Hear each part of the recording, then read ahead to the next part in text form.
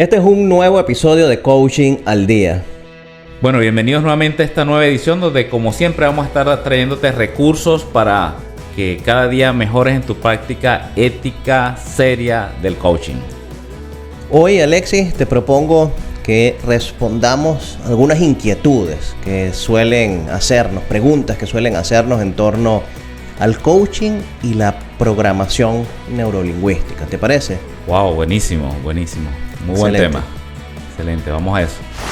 Desde San Antonio, Texas, la IACPNL presenta Coaching al Día con Alexis Suárez y Carlos Figuera. Bien. ¿Coaching con PNL? ¿Coaching sin PNL? ¿En qué? ¿Cómo es esto? ¿Cómo es este negocio, Carlos? Cuenta. Uno de esos planteamientos muy comunes es ¿qué es mejor? ¿Qué funciona más? ¿El coaching o la programación neurolingüística? Sí. Allí, ¿cuál es tu opinión al respecto? Bueno, pienso que es comparar peras con manzanas, ¿no? Y esto ha sido parte del mal enfoque que incluso muchos practicantes de programación neurolingüística, no solo practicantes, entrenadores de programación neurolingüística, han distorsionado lo que es la realidad conceptual de la PNL. La PNL, como la definen sus creadores, es una tecnología, es una epistemología, es un método de aplicación de un conocimiento. Viéndola como una tecnología y el coaching como una disciplina, pues comparar peras con manzanas. Sí, que son dos cosas distintas, primero en filosofía, en enfoque, en cómo se aplica y para qué se aplica.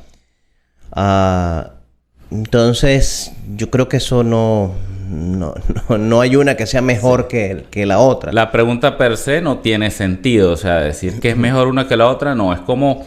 Mira, yo hago la comparación por ejemplo, el otro día lo discutía creo que fue con Luis. Le decía algo parecido al planteamiento que hizo Joseph O'Connor en su libro de Coaching con PNL, ¿no? Donde él plantea algo así como que el coaching es el carro de carrera que te ayuda a llegar más rápido a tu objetivo, y la PNL sería el combustible de alto octanaje. Más o menos así lo planteó él. Yo le planteaba en estos días a un colega coach un símil parecido. Le decía, el coaching es, por decirte, la disciplina. Imagínate el ciclista que practica ciclismo. Esa es la disciplina, el ciclismo, ¿verdad? Y el ciclismo se vale de herramientas como la bicicleta, el casco, todo eso. Ahora, dentro de toda esa disciplina hay una tecnología que puedes incorporar conscientemente, y si no lo haces conscientemente, pues de algún modo está allí. Es, por ejemplo, la aerodinámica. La aerodinámica se utilizó para el diseño de la bicicleta, se utiliza para el diseño del casco, para el diseño del mismo uniforme. Entonces podría decir el ciclista, yo corro la bicicleta sin conocimiento de aerodinámica, y hace su trabajo, por supuesto, y se compra cualquier bicicleta sin ni siquiera considerar la aerodinámica. Y quizá le vaya bien, seguramente le va a ir muy bien porque tiene la motivación, tiene el empuje, tiene el empeño. Ahora, si ese ciclista, además de todo su potencial como ciclista, como conocedor de su disciplina, dice, yo quiero incorporar conocimientos de aerodinámica en lo que hago. Entonces agarra a un especialista en aerodinámica y bueno, vamos a buscar el casco que me dé mejor performance, una bicicleta que también me dé mejor performance, el uniforme que me permita transpirar mejor, etcétera. Incorpora entonces, bueno, ya estamos hablando de otras tecnologías, pero incorpora tecnologías a esa disciplina. Sí.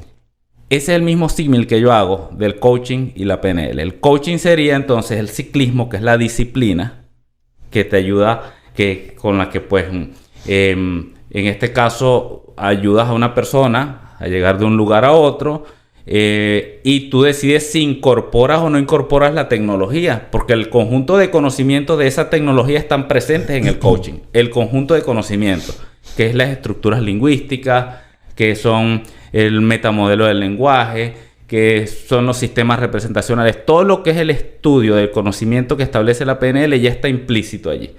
Ahora, que tú decidas utilizar la tecnología a tu favor, es decir, tomo la PNL ahora conscientemente para potenciar esta sesión de coaching, ya entonces estamos hablando de otra cosa. Y también tener en cuenta que al igual que en el coaching, la programación neurolingüística no aplica ni para todos los casos ni para todas las personas.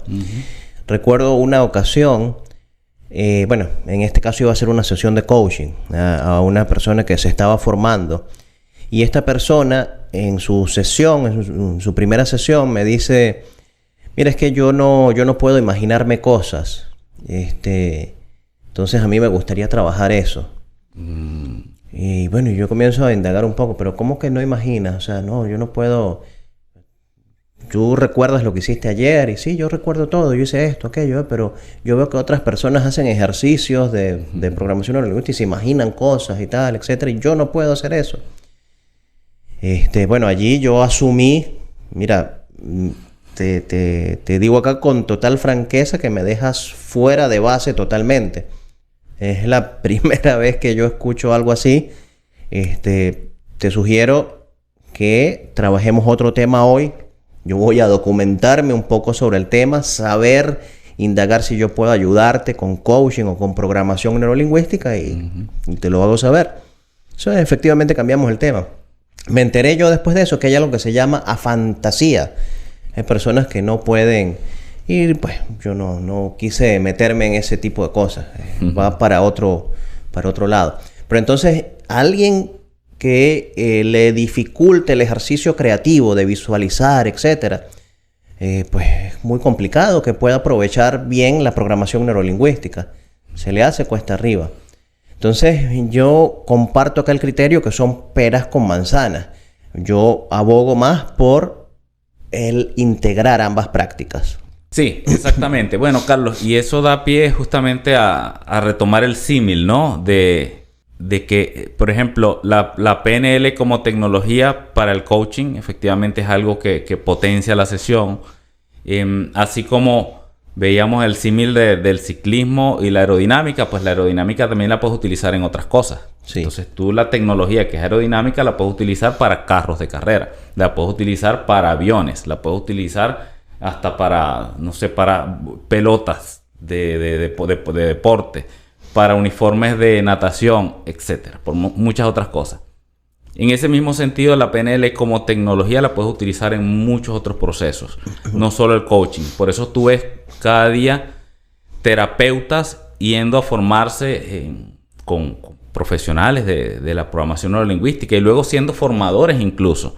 Bueno, el doctor Arocha Mariño, con quien hice uno de mis másteres de PNL, es psiquiatra y es formador de PNListas, de practicantes de PNL y de máster de PNL.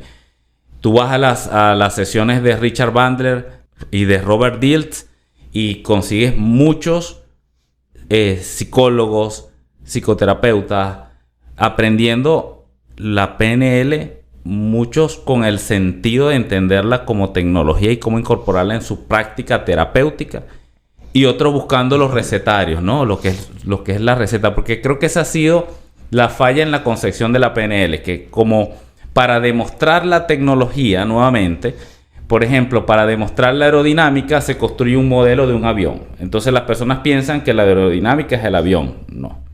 Entonces, para demostrar la PNL, los desarrolladores crean ciertos empaquetados terapéuticos, y esto sí hay que decirlo, ciertos empaquetados terapéuticos.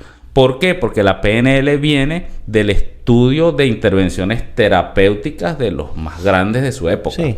Entonces desarrollan empaquetados para cura de fobias, para sobreponerse a malos recuerdos, para gestión de emociones y otros. Ya son como empaquetados terapéuticos que están allí. Pero el empaquetado terapéutico no es la PNL.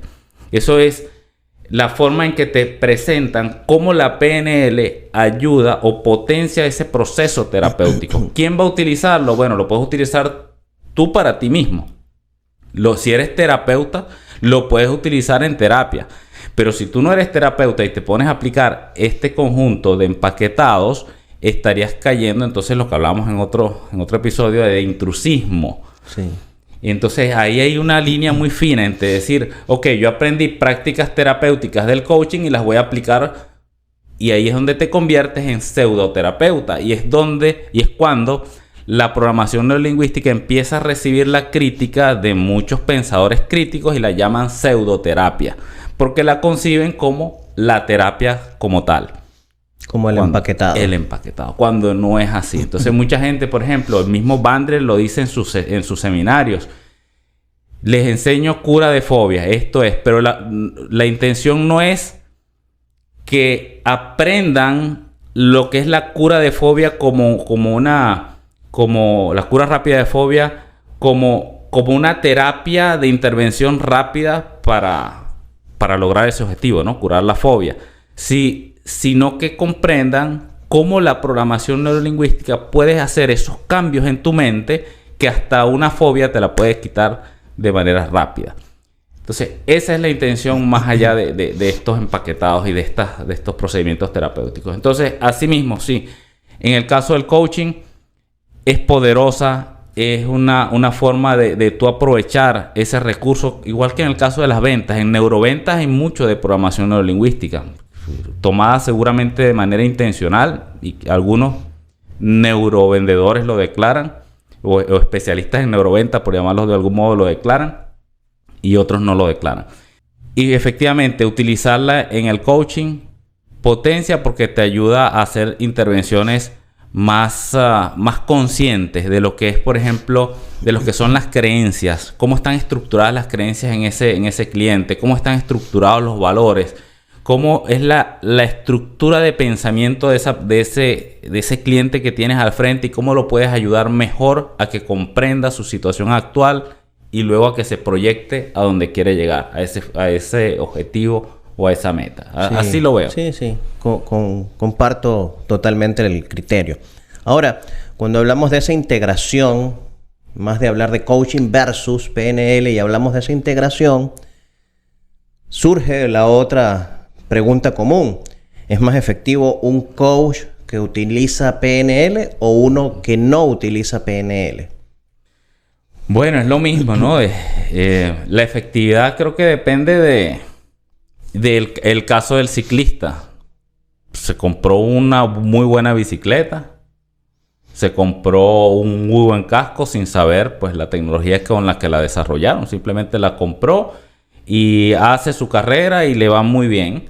Entonces seguramente hay muchos coaches que se entrenan con muy buenos formadores en muy buenas academias sin tener un conocimiento de la programación neurolingüística, y estoy seguro que hacen sesiones de coaching extraordinariamente bien.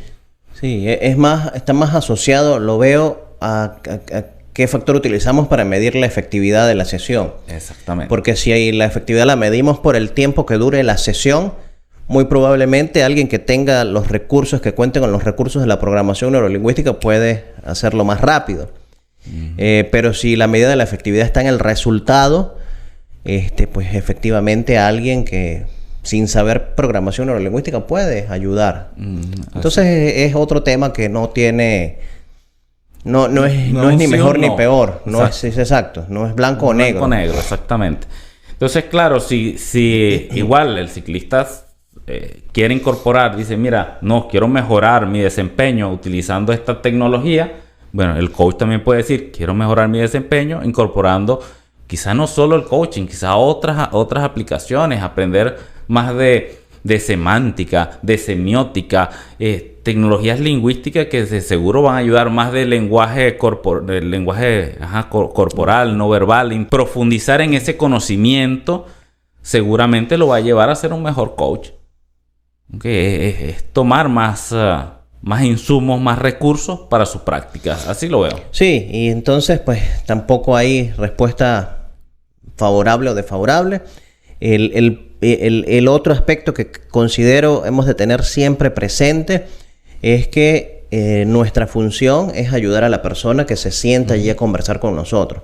Entonces debemos tener en cuenta qué es lo mejor para esa persona, cómo podemos ayudarla de mejor forma. Y surge también entonces otra pregunta muy común que nos hacen, es que ¿en qué nos certificamos primero? ¿En coaching o en programación neurolingüística? Y aquí pues va Fue más primero, de lo mismo. el huevo o la gallina. Sí, es un asunto de preferencias personales. Por ejemplo, mi fortaleza principal está en el coaching. Fue lo primero que estudié. Es lo que, digamos, en lo que he estudiado con mayor profundidad. A pesar de que conozco y me he formado también en programación neurolingüística. Sin embargo, mi inclinación va más hacia el coaching. Quizás en tu caso va más hacia la programación neurolingüística. Entonces es algo totalmente relativo. Sí. Yo diría que primero una o la otra es indiferente. Apréndelas. Una y después la otra. La que esté más accesible para ti en ese momento, apréndela. Claro, claro que sí. Pues la PNL, pues, como en mi caso, yo la estudié porque ejercía como gerente de recursos humanos en una organización y la tomé como eso, ¿no? Como una tecnología justamente para potenciar el trabajo que hacía como gerente de recursos humanos. Para eso la tomé, para eso la aprendí. Y luego conocí dentro de, pues en ese mundo, cuando uno estudia PNL, conoce muchos coaches. Entonces dije, bueno, esto también es una forma de aplicar esta misma tecnología, de ir más allá. Y me pareció, pues, hasta un desafío, ¿no? Uno de mis desafíos más grandes, Carlos, fue hacer sesiones de coaching donde no incorporaba técnicas o herramientas de PNL. Claro. Es decir, la voy a hacer con puro coaching. Obviamente la PNL está implícita. Obviamente al tener el conocimiento lo vas a aplicar. Porque cuando tú haces pregunta clásica del coaching. ¿Y qué te lo impide? Cuando alguien te dice, no puedo hacer esto. ¿Qué te impide lograrlo? Esa pregunta, ¿de dónde viene? En PNL eso se conoce como una pregunta de desafío del metamodelo del lenguaje para un operador modal de posibilidad. Así se llama. Suena un poco largo, pero esa es la idea. Entonces ya cuando sabes la PNL ya sabes de dónde viene esa pregunta y por qué la haces y para qué la haces. Entonces por más que quieras desprenderte, pues ahí está incorporada. Está incorporada porque no son disciplinas. Y fue cuando me di cuenta de que no son disciplinas separadas. Son una disciplina y una tecnología. Y por supuesto puede estar inmersa una dentro de la otra. Sí, hay mucha relación. Y muchas veces, por ejemplo, dentro de coaching hay cosas que están allí implícitas de la programación neurolingüística, como lo decías. Entonces, ¿qué va primero, una o la otra? Mira, la que esté a tu alcance en ese momento, diría yo. Sí.